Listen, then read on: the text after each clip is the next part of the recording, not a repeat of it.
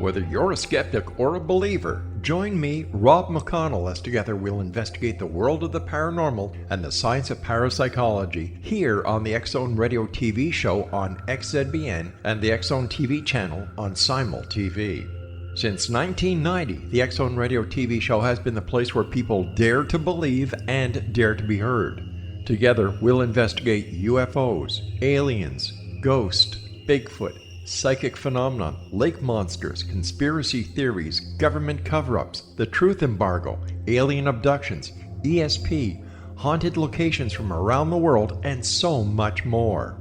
With over 28 years of broadcasting and more than 4,500 individual guests, the X-Zone is truly a place where fact is fiction and fiction is reality, as evidenced by the credibility, integrity, and professionalism of the guests that we bring to our international audience. If you have seen a UFO, had a close encounter, seen a ghost, Bigfoot, lake monster, or a story that you would like to share or have investigated, contact me, Rob McConnell, by sending me your email to xzone@xzoneradiotv.com, or you can call toll-free 1-800-610-7035, extension 143, and on Skype, X-Zone Radio TV.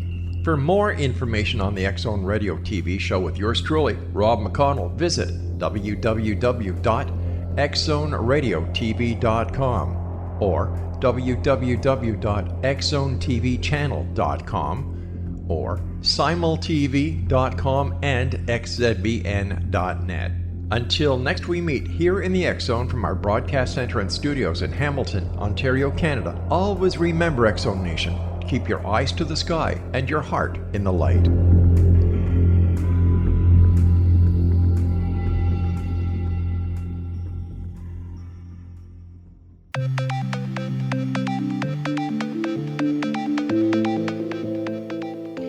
Welcome everyone to Too Good to Be True.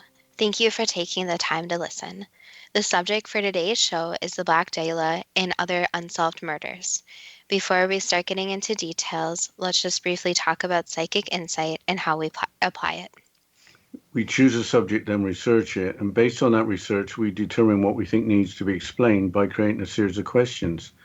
Then Justina provides psychic insight to answer those questions. The psychic insight is narrated towards the end of the show. Accepting the psychic insight is a question of individual belief. Now let's go through the disclaimers. Here are the disclaimers. Neither of us claim to have any expertise in any subjects that we discuss. We relate information we find through research and the psychic insight. We are always delighted to hear from the listeners. The show only lasts an hour. We don't have the time to present exhaustive research on any topic. This means that there will be information that we miss. We want to provide a basis for the psychic insight. We don't care if a theory turns out too good to be true, as the show name suggests. We are only interested in finding out more of the truth about topics. Spirit can only relate insight that is appropriate for our time and history. Free will cannot be affected. Only comments that are appropriate for our time can be given through the psychic insight. Much of the subject matter in shows may have already been covered many times in other media. We want to look into subjects in a new, different way and be thought-provoking. We are not so good with pronouncing names, we apologize, and neither of us have any particular knowledge of history or of the criminal investigation. If we have misstated anything, we apologize. The Black Dahlia is a mystery that won't go away, even though it occurred in 1947, over 70 years ago. The name appears to be based on the popular film noir Hollywood movie The Blue Dahlia, released in 1946. The movie The Black Dahlia, based on a book authored by James Ellroy, was released in 2006. Some listeners may be familiar with this story and the condition of the victim's body when it was discovered. Wikipedia describes the scale of interest in the murder of Elizabeth Short. Quote, Short's unsolved murder and the details surrounding it have been a lasting cultural intrigue, generating various theories and public speculation. Her life and death have been the basis of numerous books and films, and her murder is frequently cited as one of the most famous unsolved murders in American history, as well as one of the oldest unsolved cases in Los Angeles County. It has likewise been credited by historians as one of the first major crimes in post-World World War II America to capture the national attention, unquote. Was Elizabeth's upbringing unusual? Yes, in that her father disappeared when she was quite young.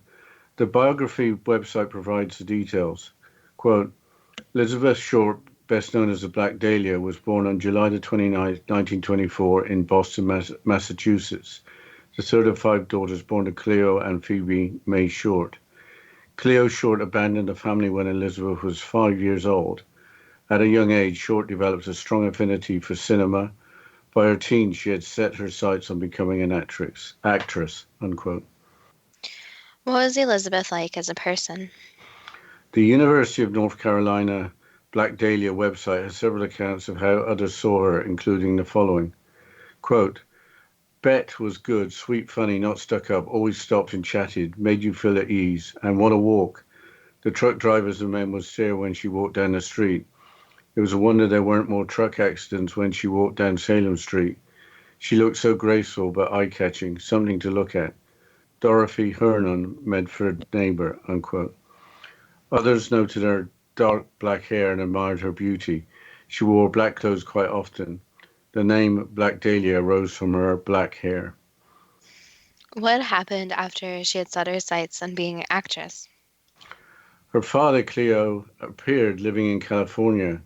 Apparently, he had faked his own death in abandoning the family. The ThoughtCo website takes up the story. Quote, at the age of 19, Elizabeth's father sent her money to join him in Vallejo, California. The reunion was short-lived, and Cleo soon grew tired of Elizabeth's lifestyle of sleeping during the day and going out on dates until late at night. Cleo told Elizabeth to leave, and she moved out on her own to Santa Barbara, unquote. Then she got arrested. What was she arrested for? Not a serious crime, the ThoughtCo article continues. Quote, there is much debate about where Elizabeth spent her remaining years. It is known that in Santa Barbara she was arrested for underage drinking and was packed up and returned to Medford. According to reports, up until 1946, she spent time in Boston and Miami. In 1944, she fell in love with Major Matt Gordon, a flying tiger, and the two discussed marriage, but he was killed on his way home from the war. In July 1946, she moved to Long Beach, California to be with an old boyfriend, Gordon Fickling, who she dated in Florida before a relationship with Matt Gordon. The relationship ended shortly after her arrival, and Elizabeth floundered around for the next few months, unquote. Medford is an area of Boston. The Flying Tigers were American military pilots who, before the United States became involved in World War II, volunteered to join the Chinese fight against the Japanese invaders. Did she ever get a chance to become an actress in Hollywood? She did get to live in Hollywood, but probably not as she had hoped. More from the ThoughtCo article. Quote, those around her know that it was over the next few months she moved often, was well liked but elusive and not well known. During October and November of 1946, she lived in the home of Mark Hansen, owner of the Florentine Gardens. The Florentine Gardens had a reputation as being a rather shoddy strip joint in Hollywood. According to reports, Hansen was said to have various attractive women roaming together at his home, which was located behind the club. Elizabeth's last known address in Hollywood was the Chancellor Apartments at 842 North Cherokee, where she and four other girls roomed together. In December, Elizabeth boarded a bus and left Hollywood for San Diego. She met Dorothy French, who felt sorry for her and offered her a place to stay.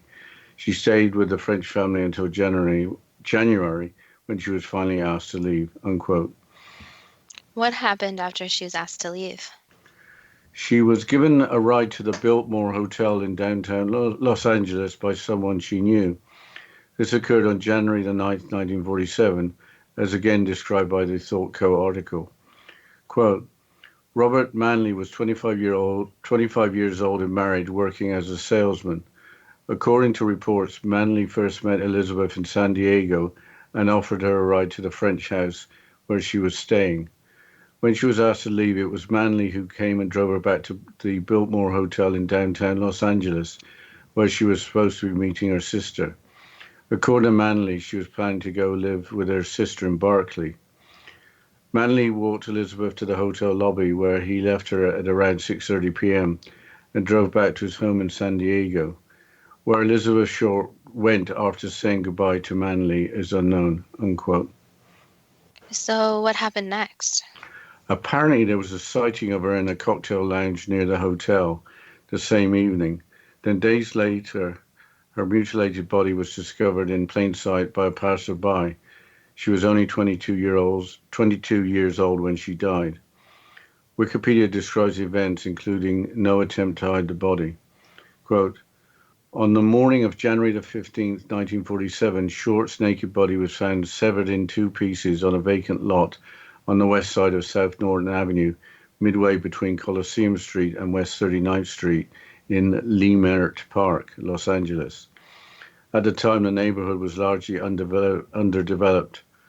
Local resident Betty Bersinger discovered the body at approximately 10 a.m. while she was walking with her 3-year-old daughter. Bersinger initially thought she had found a discarded store mannequin. When she realized it was a corpse, she rushed to a nearby house and telephoned the police. Short's severely mutilated body was completely severed at the waist and drained entirely of blood, leaving her skin a pallid white. Medical examiners determined that she'd been dead for around 10 hours prior to the discovery, leaving her time of death either sometime during the evening of January the 14th or the early morning hours of January the 15th. The body had obviously been washed by the killer, unquote. There were other mutilations. The details are well documented. Between January the 9th and January the 15th of 1947, Elizabeth's movements appeared to be entirely unknown. What evidence was found at the murder scene? According to Wikipedia, there was a heel print near the body amid tire tracks. A cement sack containing watery blood was also found nearby. Who were the main suspects? There's much written about the case and its aftermath that describing all the suspects could take a very long time. However, Wikipedia describes a suspect believed to be the murderer by his own son, who first got involved by trying to clear his father's name. Quote, George Hill Holder Jr., October the 10th, 1907 to May the 16th, 1999, was an American physician. After the 1947 murder of Elizabeth Short, otherwise known as the Black Dahlia, police came to consider Hodel a suspect. He was never formally charged with a crime and came to wider attention as a suspect after his death, when he was accused by his son, Los Angeles homicide detective Steve Hodel, of killing Short and committing several additional murders. Prior to the Dahlia case, he was also a suspect in the death of his own secretary, Ruth Spaulding, but was not charged, and was accused of raping his own daughter, Tamar, but acquitted. He fled the country several times and spent time between 1950 and 1990 in the Philippines, unquote. Before fleeing in 1950, and I think we'll have to stop right there, Justina. Yes, we'll continue after the short break, and you're listening to Too Good to Be True with Justina Marsh and Pete Marsh on the X Zone Broadcast Network, www.xzbn.net.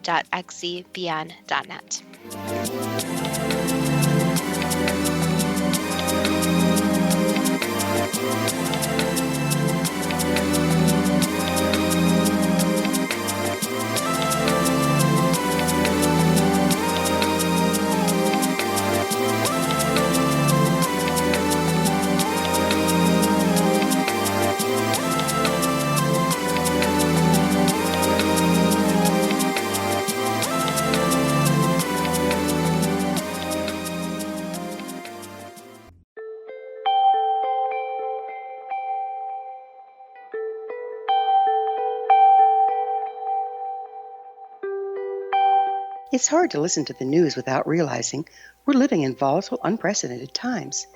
Yet never has there been such an opportunity to transform the human condition.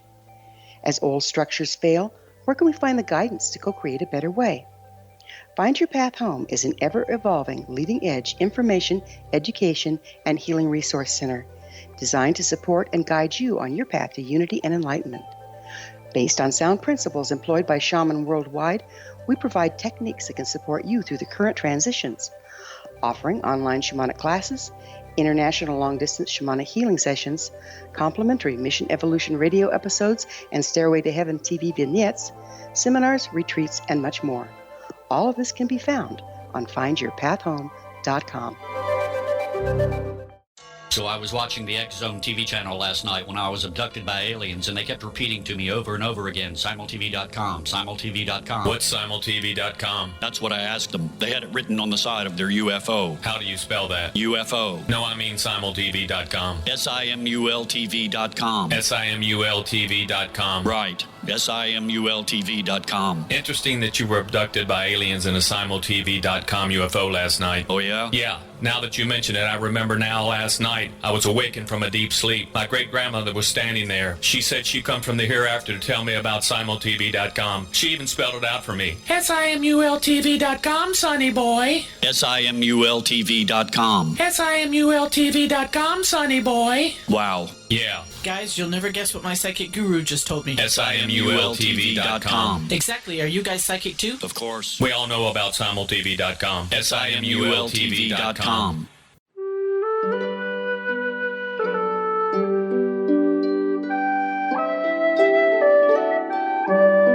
Path Home Shamanic Art School proudly presents the Gathering of Shaman 2019 Fall Retreat, Manifestation Samhain. Join me, certified shamanic instructor Gwilda Wiyaka, in the magnificent Colorado Mountains this November 2nd and 3rd for a life-changing event. Participate in unique teachings and ceremonies that'll put the power and magic of shamanic manifestation into your hands. Sit in circle with like-minded individuals, sharing group energy and the power it generates. Classes will be held in a facility next to the beautiful, majestic Arkansas River, further empowering the experience. Space is limited, so reserve your spot today. For more information, visit findyourpathhome.com or email touchin@findyourpathhome.com.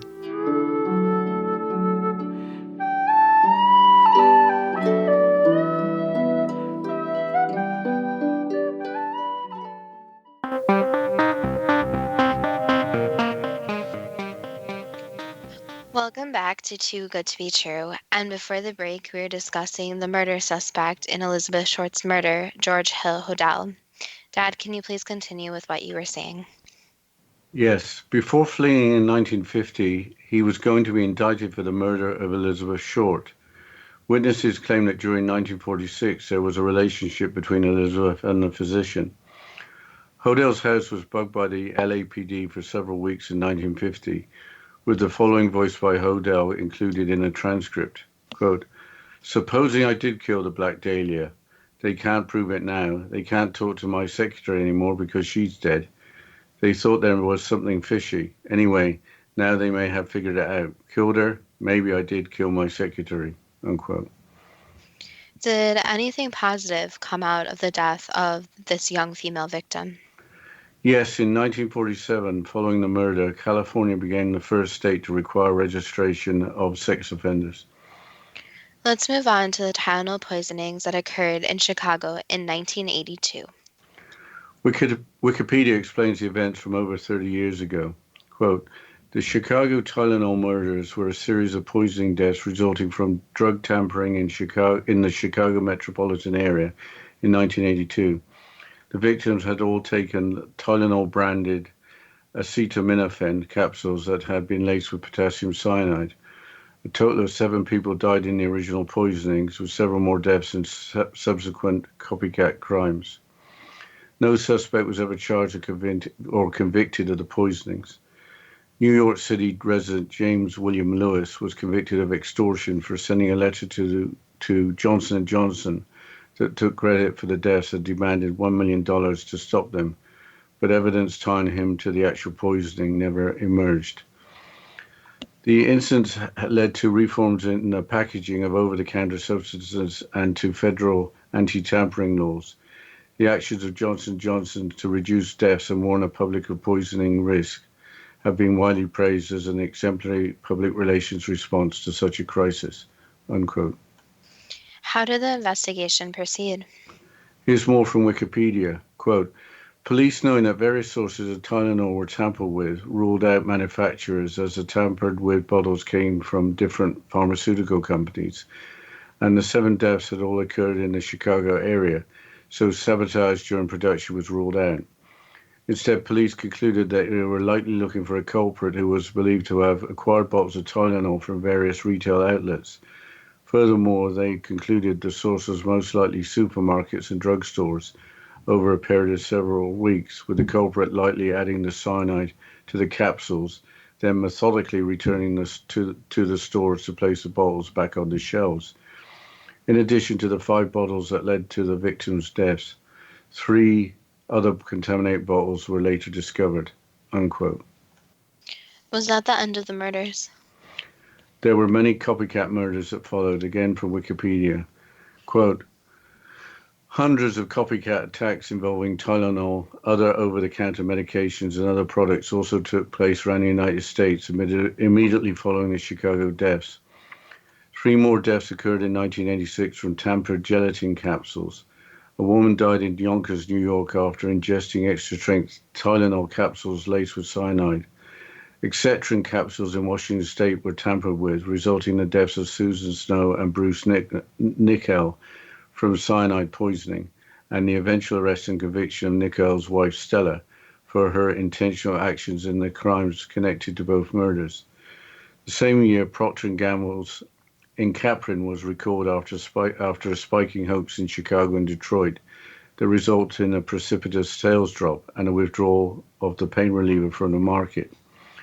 In 1986, University of Texas student Kenneth Fares was found dead in his apartment after succumbing to cyanide poisoning. Tampered anisine capsules were determined to be the source of the cyanide found in his body. His death was ruled as homicide on May 30th, 1986, unquote. What ended the murders? Changes in packaging and in the law, and probably increased surveillance in retail stores. Quote, more from Wikipedia. Quote, the 1982 incident inspired the pharmaceutical, food and consumer product industries to develop tamper-resistant packaging, such as induction seals and improved quality control methods. Moreover, product tampering was made a federal crime. The new laws resulted in Stella Nichols' conviction in the Excedrin tampering case, for which she was sentenced to 90 years in prison.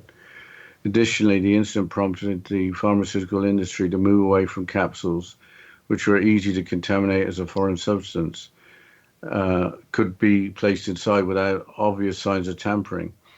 Within the year, the FDA produced more stringent regulations to avoid product tampering.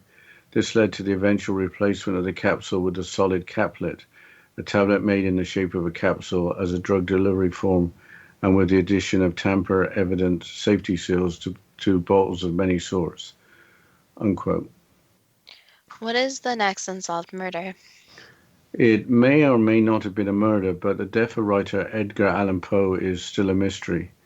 Poe has been described as the master of horror writing.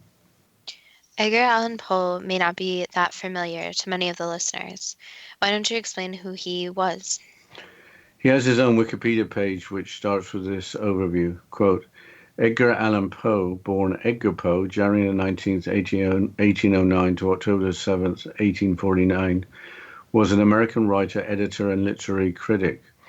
Poe is best known for his poetry and short stories, particularly his tales of mystery and the macabre.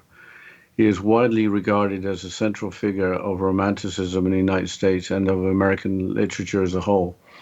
And he was one of the country's earliest practitioners of the short story. He is generally considered the inventor of the detective fiction genre, and is further credited with contributing to the emerging genre of science fiction. He was the first well-known American writer to earn a living through writing alone, resulting in a financially difficult life and career, unquote. What was the life expectancy for males in the mid-1800s? Poe was only 40 when he died. That was about the time that doctors started washing their hands, but other significant improvements in public health were decades away.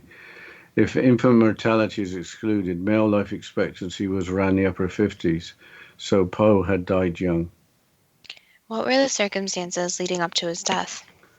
Before getting into that, we should mention Poe's lengthy nonfiction work, Eureka. It is Poe's intuitive concept of the universe. The work is described by Wikipedia.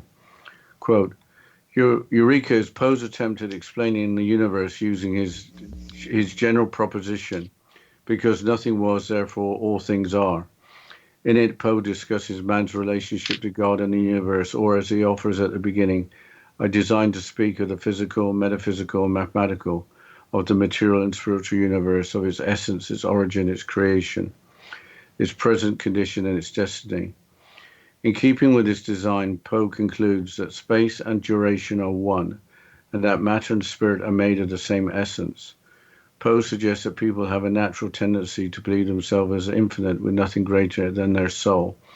Such thoughts stem from man's residual feeling from when each shared an original identity with God. Ultimately, individual consciousness will collapse back into a similar single mass, a final ingathering, while the myriads of individual intelligence become blended. Likewise, Poe saw the universe itself as an infinitely expanding and collapsing, like a divine heartbeat which constantly rejuvenates itself, also implying a sort of deathlessness. In fact, because the soul is part of this constant throbbing, after dying, all people in essence become God. Unquote. Was there any science behind the work, which was described as nonfiction? Apparently not. Poe was trying to convince through suggestion rather than prove his concept of the universe was true. Poe died in Baltimore, which led up to his being there in October of 1849. The history website provides an outline, but it's not clear why he arrived in Baltimore. Quote, despite his macabre literary genius, Edgar Allan Poe's life was short and largely unhappy. After his young wife Virginia got tuberculosis in 1842 and died 5 years later, the already hard-drinking Poe apparently drove deeper into the bottle. In the late summer of 1849, he was in Richmond, Virginia, where he proposed to an old sweetheart, Elmira Shelton. On September the 27th, 1849, Poe left Richmond, supposedly bound for Philadelphia. The details of his actions and whereabouts over the next few days remain uncertain. But on October the 3rd, a passerby noticed Poe slumped near an Irish pub in Baltimore, Maryland. When Poe's friend, Dr. Joseph Snodgrass, arrived, he found the 40-year-old writer in what he assumed was a highly drunken state, wearing cheap, ill-fitting clothes, very different from his usual mode of dress. Taken to Washington College Hospital, Poe slipped in and out of consciousness. He died early on the morning of October the 7th, reportedly uttering the last words, Lord help my poor soul, unquote. Apparently he had been on his way to Philadelphia for an editing job. Another theory was that he was on his way back to New York but boarded the wrong train and ended up in Baltimore. That all sounds very odd. Poe not wearing his usual clothes was certainly odd. The cause of death was never officially stated, as no death certificate was filed, although a local newspaper is said to have stated that congestion of the brain was the cause, possibly as a euphemism for alcoholic poisoning. But I think we'll have to go into the break, Justina. Yes, we'll continue after the short break, and you're listening to Too Good to Be True with Justina Marsh and Pete Marsh on the X Zone Broadcast Network, www.xzbn.net.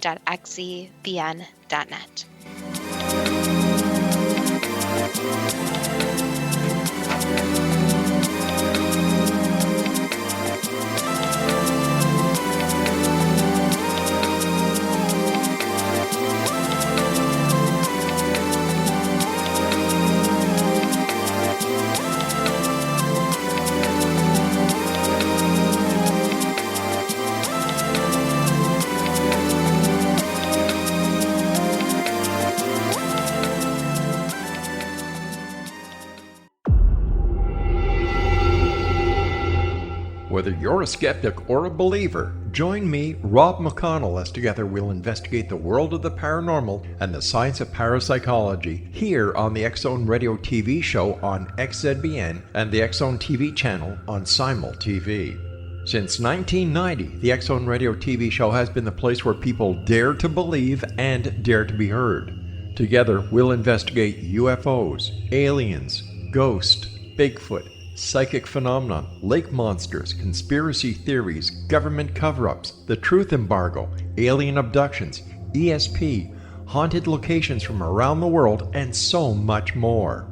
With over 28 years of broadcasting and more than 4,500 individual guests, the X Zone is truly a place where fact is fiction and fiction is reality, as evidenced by the credibility, integrity, and professionalism of the guests that we bring to our international audience. If you have seen a UFO, had a close encounter, seen a ghost, Bigfoot, lake monster, or a story that you would like to share or have investigated, contact me, Rob McConnell, by sending me your email to xzone@xzoneradiotv.com, or you can call toll-free 1-800-610-7035, extension 143, and on Skype, X Zone Radio TV. For more information on the X Zone Radio TV show with yours truly, Rob McConnell, visit www.xzoneradiotv.com or www.xzonetvchannel.com or simultv.com and xzbn.net. Until next we meet here in the X Zone from our broadcast center and studios in Hamilton, Ontario, Canada, always remember, X Zone Nation, keep your eyes to the sky and your heart in the light.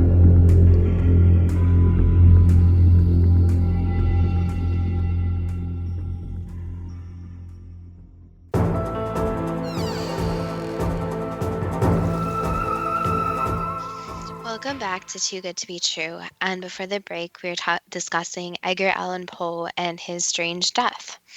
What are other theories besides an excess of alcohol? There are a lot of theories, including a more recent one. Author Matthew Pearl believes that the cause of death may have been a brain tumour. The following is from a 2007 London Guardian newspaper article. Quote, "But Pearl has now discovered evidence that Poe died of brain cancer, which may explain why he had suffered from hallucinations and delusions. Pearl's evidence came in the form of several old newspaper stories written about the exhumation of Poe's body 26 years after his death. Poe's coffin was being moved to a more prominent spot in the cemetery, and the onlookers were amazed to see that a shrunken brain was still visible inside his skull. It was described as being dried and hardened in the skull in an 1878 article in the St. Louis Republican newspaper, whereas a letter in the Baltimore Gazette claimed that the cerebral mass evidenced no sign of disintegration or decay, though of course it was somewhat diminished," unquote. Matthew Pearl checked with a forensic pathologist who thought that the so-called sunken brain could have been a calcified brain tumor. The brain would not survive to be in a skull after 26 years. What is the most common theory? One that crops up a lot is described in the same London Guardian article. Quote, "Still another theory holds that Poe was a victim of a notorious political tactic called cooping. This was where citizens were often press-ganged off the streets by political campaigns and forced to vote several times in local elections. They were often bribed with drinks and even new clothes in order to disguise their identity. Gunners Hall was a pub which was also used as a ballot station and was notorious for the practice," unquote. Gunners Hall was the pub where Poe was found slumped nearby on Election Day in Baltimore. If kidnapping led to his death, I guess it could be called a murder. Could he have died as a more direct result of violence? There is a theory that Poe could have been beaten by muggers and subsequently died of his injuries. With that, it's time for the first question. Starting with the murder of Elizabeth Short, known as the Black Dahlia, why has the murder been described as one of the most famous unsolved murders in American history? Basically, since the circumstances are so strange, so the case just draws in a lot of curiosity, and with the case being unsolved cases become quite famous, especially when all the facts don't really line up. Why did the murder capture national attention? Basically, because it was such a different type of murder, you could say. So that, and also the law enforcement wanted to get many different people in the public involved, so they chose to involve the public. Why did Elizabeth Short at a young age develop a strong affinity for cinema? By her teens, she had set her sights on becoming an actress. Basically just what she wanted to do with her life, so it was on her life path to be dedicated. So overall, she just chose that path. At the age of 19, why did Elizabeth join her father in Vallejo, California, especially after he abandoned the family when she was only 5 years old? She saw opportunity, so instead of thinking more emotionally, she just saw an opportunity and took that opportunity. Why didn't Elizabeth pursue a career as an actress or find other work, rather than going out on dates until late at night and sleeping during the day? She wanted the experience of being young, and she wanted to try new experiences, which included going on dates and staying out late. Why did Elizabeth choose to live on her own in Santa Barbara after her father told her to leave? She wanted to prove she could do it, so she wanted to prove she could live alone. Why was Elizabeth returned to the Boston area after being arrested for underage drinking? That is where her permanent address was, so she brought back to where she was a permanent resident. Why did she spend time in Miami as well as Boston up until 1946? She was curious to what these other cities brought, so she was traveling around to see what the life was like in these other parts. Had she spent time in Miami as a young person because of respiratory problems? Not really, no. That was part of the draw, was the weather, but not fully. How much did the sudden death of Major Matt Gordon affect her? It was emotional for her, but she decided she wanted to keep living her life. In 1946, when Elizabeth moved to Long Beach, California to be with her old boyfriend, Gordon Fickling, why did the relationship end shortly after her arrival? Basically, they put on these fronts with each other, so they didn't really know each other very well, and this caused a lot of tension. Where did she go for the next few months before living in the home of strip joint owner Mark Hansen during October and November of 1946? She stayed with random people, so she slept wherever she really could. Why did Elizabeth move out to her last known address in Hollywood, the Chancellor Apartments at 1842 North Cherokee, where she and 4 other girls roomed together? She got into an argument with them, so she wanted to leave and be by herself again. In December of 1946, why did she board a bus leaving Hollywood for San Diego? She wanted a new start, so she thought if she left Hollywood, it would be a new start where she could live the life she wanted to. How did Elizabeth meet Dorothy French for her to offer her a place to stay? They just met at a cafe, so it was just a coincidental meeting. Why was her stay with the French family until January 1947 so short, with her being finally asked to leave? She was very argumentative and wanted things her way, so she didn't agree with everything that was being done in the household and spoke up about this, but this was the issue since she was a guest. On January the 9th, 1947, why did Robert Manley drive Elizabeth to the Biltmore Hotel in downtown Los Angeles, where she was supposed to be meeting her sister? She was actually meeting someone different. She was meeting someone she hardly knew. Did Elizabeth meet up with her sister at the Biltmore Hotel? Correct.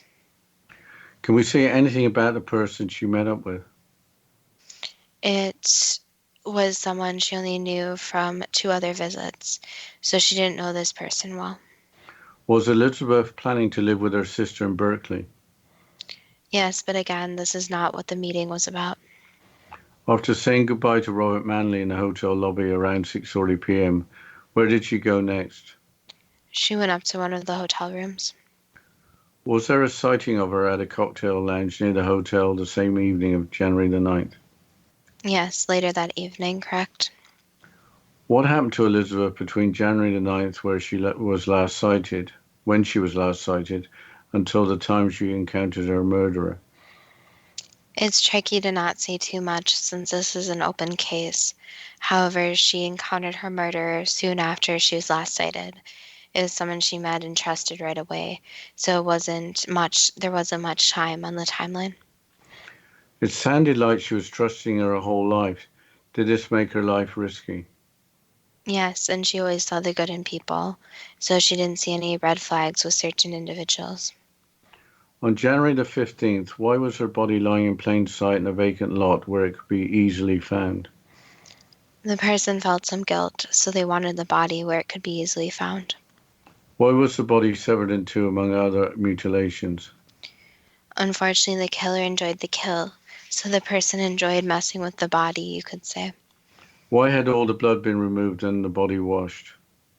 Basically a cleansing ritual, so to cleanse the body for the eventual burial.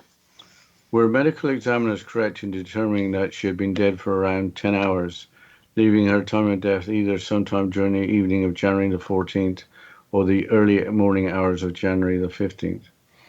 That is correct, yes. Was the heel print near the body amid tire tracks associated with the murderer? Yes, it was. In 1946, did a relationship exist between Elizabeth Short and physician George Hill Hodel Jr.? There is a casual relationship, yes. Was George Hodel, who in 1915 fled to avoid indictment, the murderer? That is difficult again, since this is an open case, but the simple answer is there's someone else. There's another suspect. Does that mean there was more than one murderer? Yes, there is more than one person involved in the situation of the murder. What was the motive for the murder? There wasn't a direct motive for the murder, more of an angry situation that turned violent, and once the situation turned violent, the first person contacted a second person who was more skilled in killing, so that is why the body was found like it was, since the second person was more of a professional with murders. Was George Hodel, as a medical professional, the second person? He was involved, it cannot be said, so it can't be confirmed nor denied, but his medical knowledge came into handy, yes. Did George Hodel also commit several other murders, including his secretary, Ruth Spaulding? He injured her, yes, so he was involved in multiple serious injuries to women. Is there anything else that can be said about the Black Dahlia murder? That finding the first person should also be a priority, since the first person is still walking free and was involved in the death, even though their part was more accidental. But the first person is linked to that hotel, and if records could be searched more thoroughly, their name and information could be found.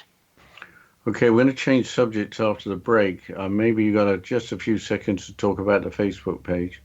Yes, you can find us on Facebook at Too Good to Be True, with our first two spelled TWO, or on Instagram at TWOGTBT, and we'll continue after this short break. You're listening to Too Good to Be True with Justina Marsh and Pete Marsh on the X Zone Broadcast Network, www.xzbn.net.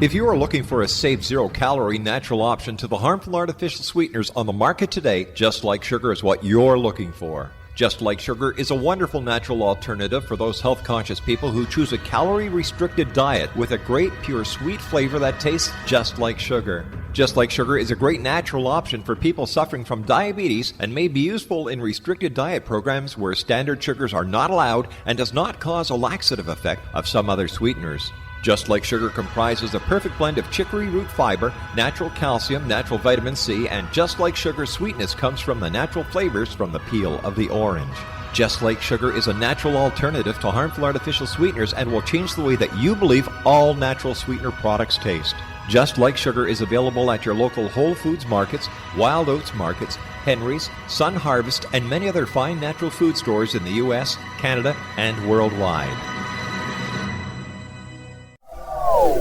They are here, and they've been here for thousands of years, making their presence known in the shadows. They might be seen by a lonely motorist on a deserted road late at night, or by a frightened and confused husband in the bedroom he is sharing with his wife. But who are they? What do they want? Why are they here? Perhaps most concerning, has the government been aware of their presence all along? The new book by Ellie Marzulli, UFO Disclosure, The 70-Year Cover-Up Exposed, delves into the world of UFOs. Can full disclosure be soon? Order now and receive a free hour and 37-minute DVD on the UFO phenomenon. UFOs are real. Get both the book and the DVD, a $40 value, for only $19.99. To order your book and DVD today, go to lamarzulli.net. That's LAMARZULLI.net.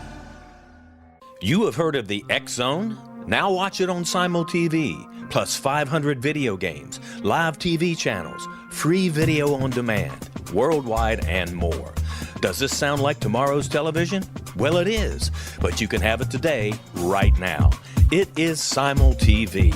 Simul TV offers what the others only wish they could provide. 15 exclusive channels like X-Zone, Sci-Fi, and Horror. We are worldwide. No other provider offers that. 500 built-in video games. No need to have an extra expensive system. We have them included. Free video on demand. Live streaming events from around the world, interactive online network, and much more. Tomorrow's TV today. Simul TV. Sound too good to be true? Well, it's not. You can have Simul TV today. Sign up at simultv.com. Do it today.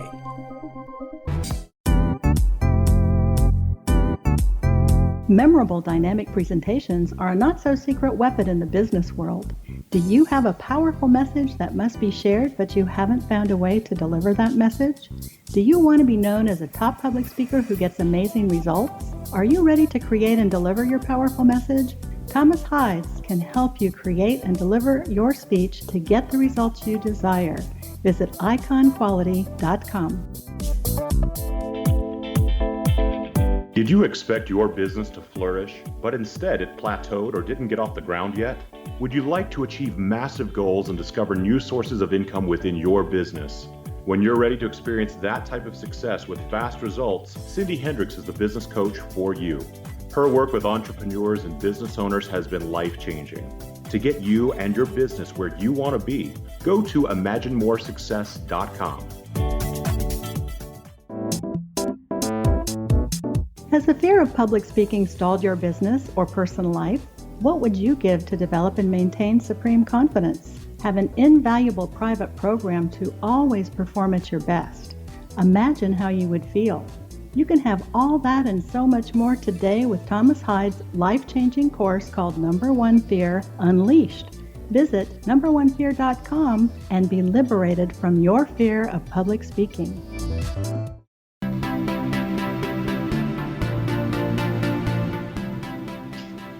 Welcome back to Too Good to Be True. And before the break, we were just about to change subjects with the questions and psychic insight to the Tylenol poisonings. Dad, can you please ask the first question about this topic? Sure, Justina. Why would someone want to randomly murder innocent victims with Tylenol-branded acetaminophen capsules that have been laced with potassium cyanide?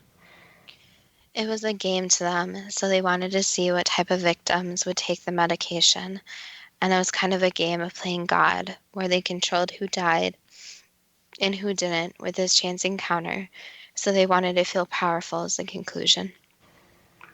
What was the mental condition of the perpetrator? Was the person a psychopath or mentally ill? The person is a psychopath. So the person is still alive? Yes. Why was no suspect ever charged or convicted? Was it just because of lack of evidence? Yes, and it was hard to trace all the tainted medication, so there was too many variables involved. Did New York City resident James William Lewis take responsibility for the deaths so he could demand $1 million to stop them?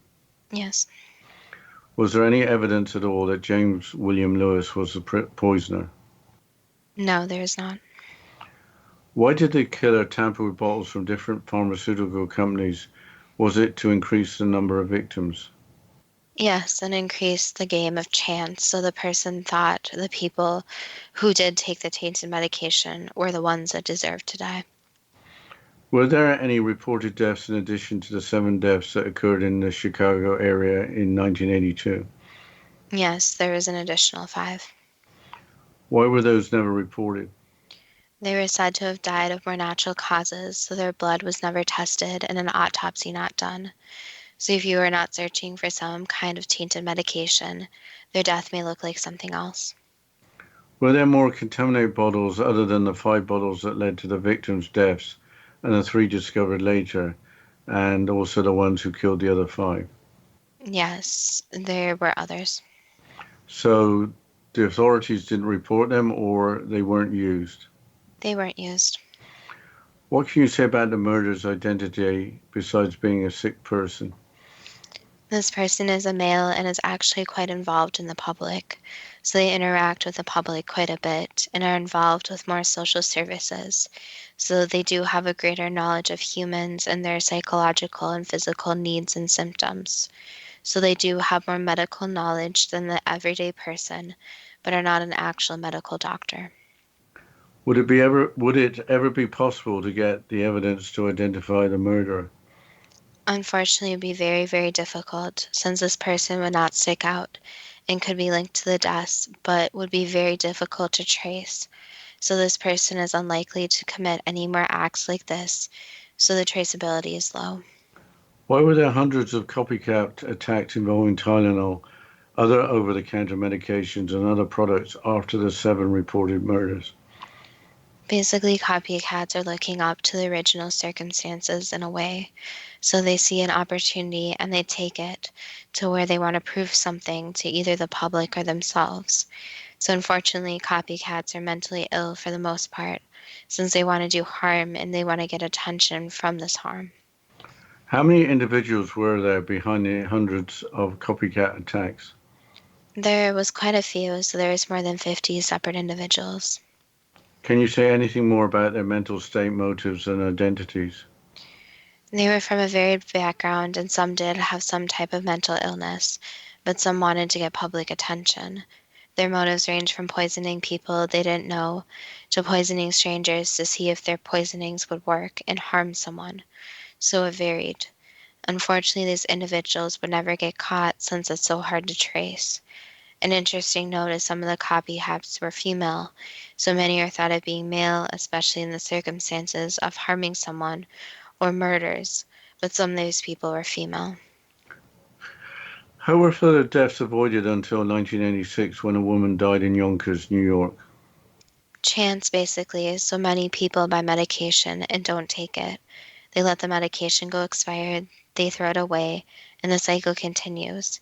So it was a chance that not more people were hurt. In Washington State, why did Stella Nichol murder her husband Bruce and also Susan Snow? It came down to a lot of rage and jealousy. Was the idea of using contaminated Excedrin capsules to blame the deaths on some unidentified copycat murderer? Yes. In the 1986 death of University of Texas student Kenneth Fares, was this another random poisoning? Yes, it was. Can you say anything about the identity of the murderer? It was someone who wanted the public's attention, so it was someone who seeks attention in all aspects of their life, and it was a male. Have there been any confessions of guilt that are unknown to the public? Not at this time, no. Changing subject to Edgar Allan Poe, where did he get the idea for his non-fiction work, Eureka? Basically, his imagination combined with some of his own reading and research, so he combined some very different drastic ideas. Is there any truth in Poe's explanation of the universe, including that it is infinitely expanding and collapsing? That could be said, yes. Why would Poe believe that his writings could be more convincing through suggestion rather than through science? He believed in the power of suggestion, so basically the concept that the subconscious listens to everything. So the conscious mind might not realize it's listening, but the subconscious absorbs like a sponge, where no matter what information is put out there, it pieces and tears apart the information and puts it back in a way where it understands it. So this concept that the subconscious is working under the surface. On September 27, 1849, did Poe leave Richmond, Virginia, with Philadelphia his destination? Yes. Is there any truth in the theory that he was on his way back to New York but boarded the wrong train in Baltimore? No, he knew where to go. What actually happened to Poe between leaving Richmond on September 27th and being found slumped outside an Irish pub in Baltimore on October the 3rd? Basically, he was kidnapped and someone took him. So he was kidnapped, captured, and put into a pub. Was it a coincidence that his friend Dr. Joseph Snodgrass lived nearby?